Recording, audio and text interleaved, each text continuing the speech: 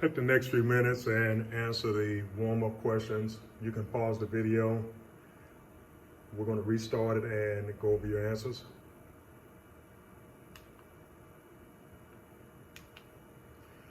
Okay, number one, a pizza at Papa John's has a diameter of 14 inches.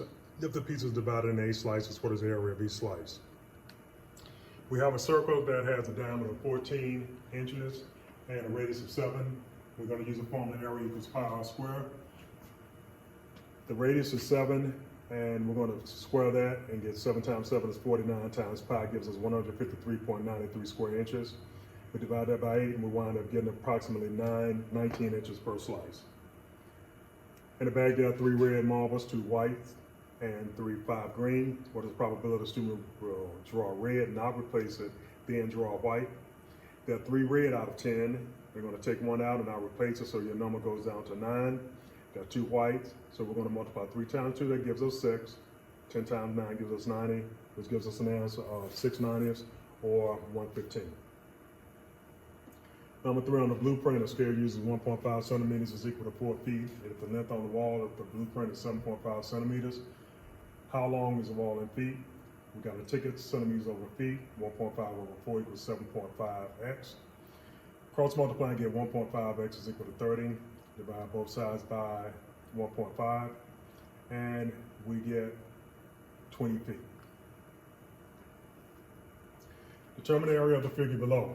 This is a semicircle, and the formula to find the area of a semicircle is going to be 1/2 area equals pi r squared, or area equals pi r squared divided by 2.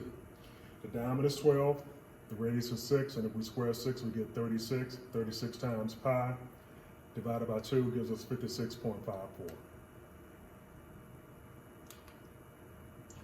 Daily dose of algebra. Pause the video and complete the 2 problems below.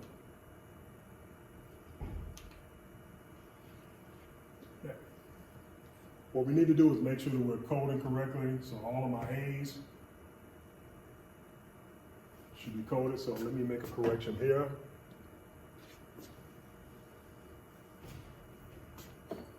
So we have a negative 4A, and we have a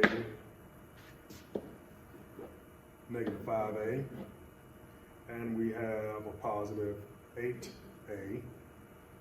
So negative 4 and negative 5 is negative 9, plus 8 gives me negative A. I got a positive 6 and a negative 9. That gives me negative 3B.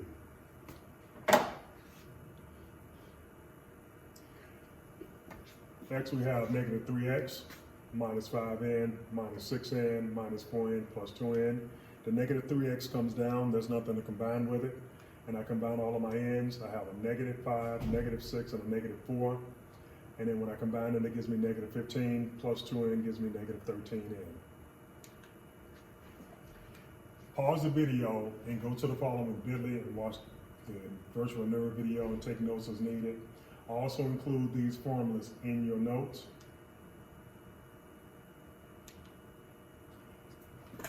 We're going to be taking a look at volume. Volume is the amount of space occupied by a 3D figure. The number of cubic units needed to fill a 3D figure or layered one on top of another. The way that we label it is in cubic units, or write the word cubic units. Now the volume for all prisms is as follows. Volume equals the area of the base times its height. So you notice that here we have a capital B for base times height. Again, here's your formula. We determine the bases, or determine the bases by what the shapes look like. Here we have a triangular base, which makes it a triangular prism. We have a rectangular basis, which makes it a rectangular prism, and then we have a square base, or cube.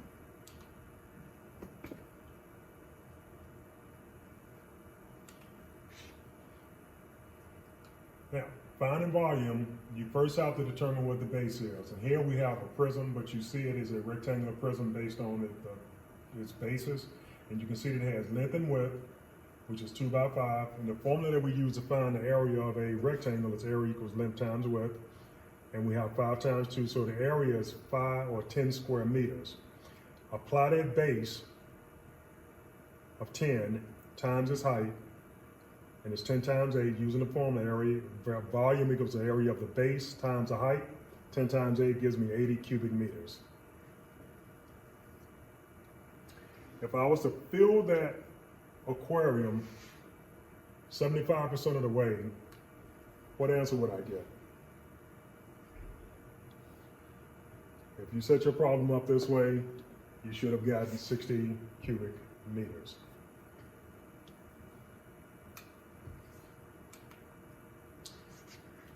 Now, find the volume of each problem. Take about 6 minutes, pause the video, and then we're going to go over the answers. All right, number one.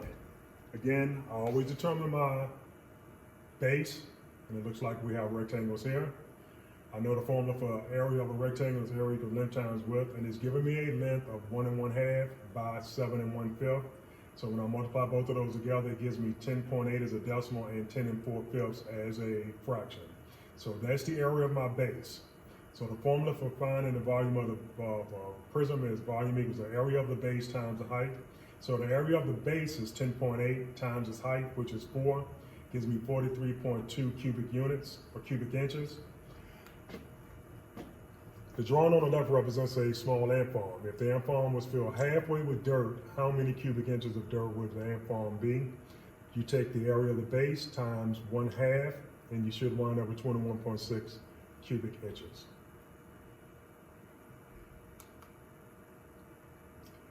Find the volume of the triangular prism. Pause the video.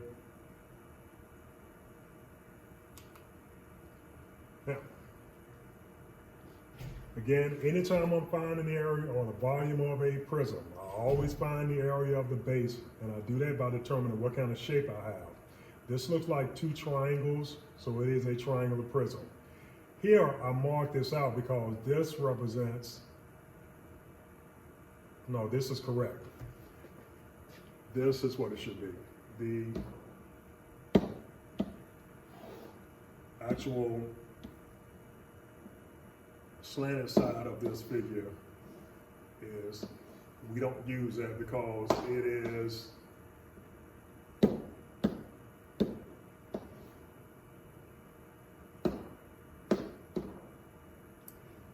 a slanted side, so we don't use it, and it won't help us solve the problem. So let me clean this up a little bit.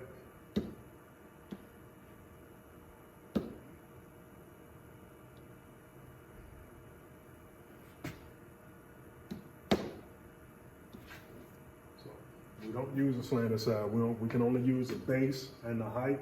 So this is the base of the triangle, and this is its height. And this side here represents, if we tipped it to its side, this would be the height of the triangular prism.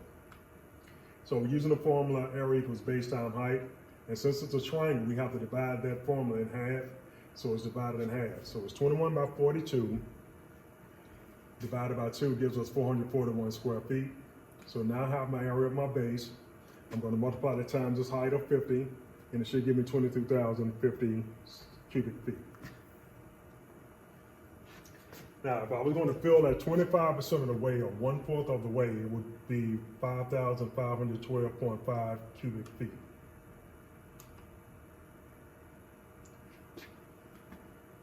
We have also another triangular prism, but it's laying on its side, but we still use the same formulas. Now, if you take a look here, the height is given to you. It's not this. That's the slanted side or the hypotenuse of the triangle. We want the straight up and down line because we determine our height by saying it straight up and down. So we have a base of 6, a height of 4. We're going to divide that by 2. That gives us 12. So now we have the area of the base, which is 12. And using the formula, volume equals the area of the base times height. 12 times 12 gives us 144 cubic millimeters. And if I was to fill that 1/5 of the way, I just multiply 144 times 1/5, and it gives me 28.8 cubic millimeters.